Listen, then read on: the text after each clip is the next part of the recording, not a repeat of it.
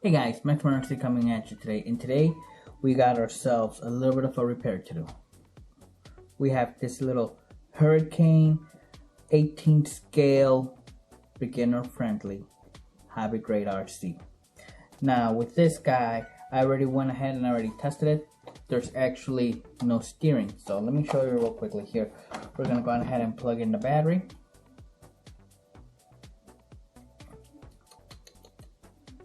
Just like so.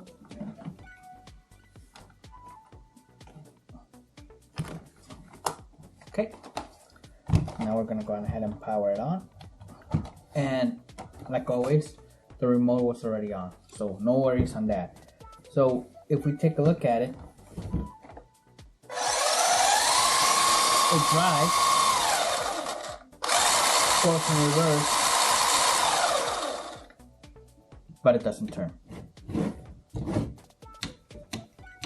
So that just obviously means that the issue is the servo. So let's go on ahead and let's just loosen up. First things first, quick little troubleshooting here. Let's go on ahead and just loosen up the servo arm a little bit here. And I hear it wanting to work, but for some reason it doesn't. It does have a servo saver, so that's what we just undid, and yes, no luck. The servo does not want to work.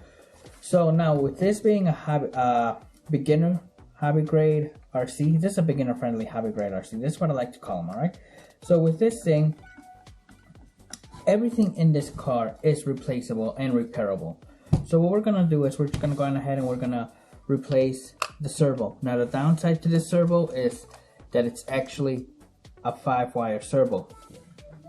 Unfortunately, I don't have any 5-wire servos on me, so we're gonna go ahead and place that order. But what we are going to do is we're gonna go on ahead and we're gonna open it up, take a look at the ESC, which more than likely is gonna be a 2-in-1 ESC, and we're gonna see if maybe the, I mean, like, I hear a servo, so I know the servo isn't disconnected, but we're gonna see if maybe something isn't working properly there. So go on ahead, and looks like should just be 3 screws. 1, 2, and wait, before I take that one off, yeah, and 3 right here. Okay, so let's see if maybe, oh, I'm sorry, one more, 4. Okay, so now let's see if we can actually take them off, take off the cover. Yep. Excuse me. There it is. Okay, so there's your ESC right there. So as you can tell, that is one of the, I want to say, the lower grade versions of the ESCs. It is in fact a 2-in-1 ESC receiver, which actually I'm not surprised for at this car. The motor is actually, this is very common when it comes to, let's shut it off actually. This is actually very common when it comes to beginner grade, to beginner hobby grade RCs. The way that everything is set up is simple. It's just one connector for the motor. As for the 5-wire servo right here, there you go, 5 wires. These things are a pain in the butt at times. I don't really like them, but we're just gonna go ahead and replace it with the same 5-wire servo, which I'm gonna place the order for it tonight. But from there on out, everything looks okay. So if we're going ahead, and I want to take a look at this ESC real quickly. And yes, this battery is at the bottom of the chassis for some reason. So if we're going ahead and let's go ahead and take this off real quick here.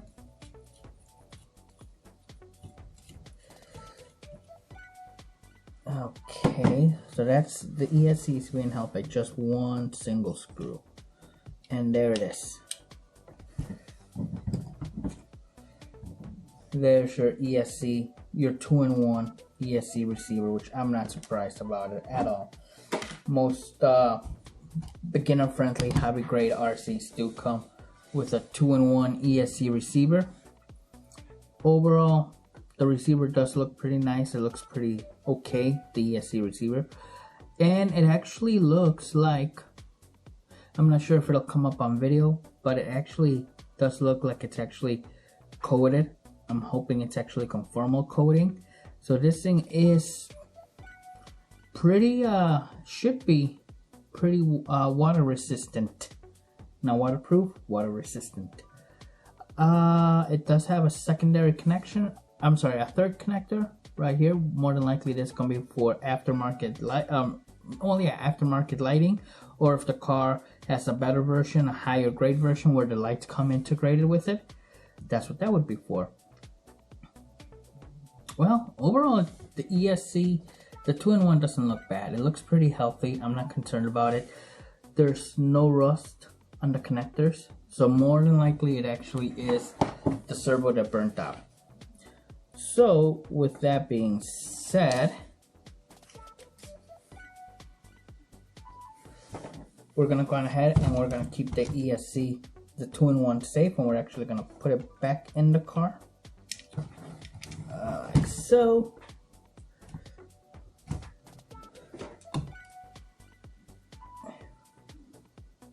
And we're gonna put the screw back on.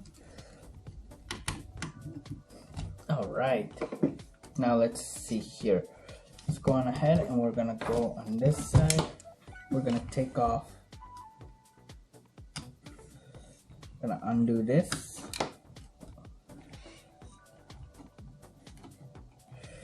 There we go. Now this thing actually, this was a little impressive.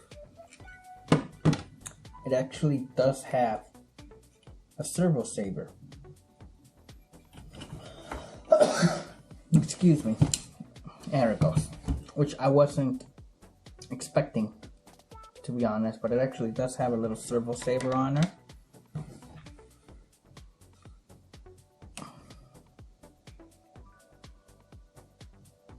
Yeah, there's still splines on that servo. It's not a, look at that, like the teeny tiny little servo saver. So let's go on ahead and let's plug it in. Let's see if we can actually, let's see if it actually powers up or if it moves without anything like that.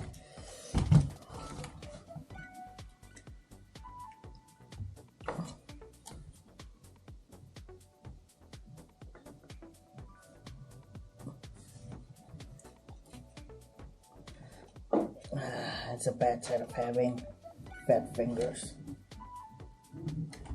Very difficult to get in there.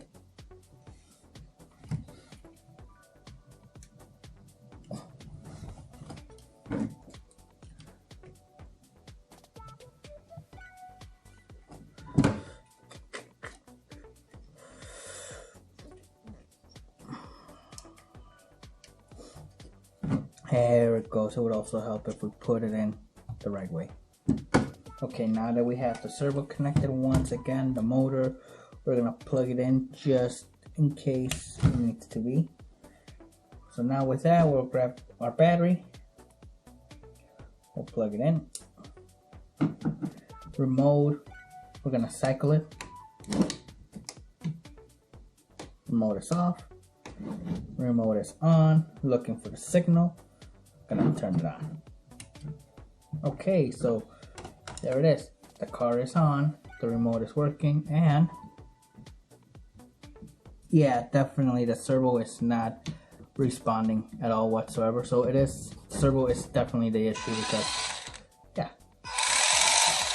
the remote, it's, I mean, I'm sorry, the car itself does drive. So it is definitely the servo. So we're gonna go on ahead and now we're gonna put in the order for that servo. Let's shut it off for now.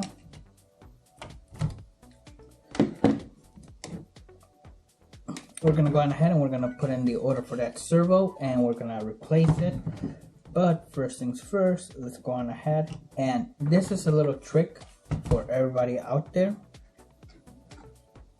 Whenever you're working on anything like this, I highly suggest, if you're gonna leave it unassembled for a little bit,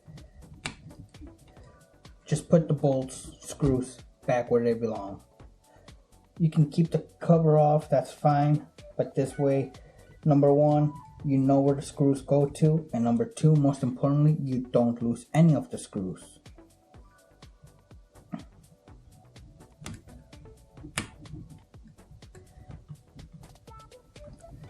So there's that one. They don't have to go in there fully, obviously, because we're gonna take this. We still need to put the cover back on. But this way, we're not misplacing any of them. There we go. Okay, now we're gonna go underneath. And it looks like these two screws are what's holding on the servo. So let's see if we're right here. Take one off. And we're gonna take two off right here. And survey says servo comes out just like that.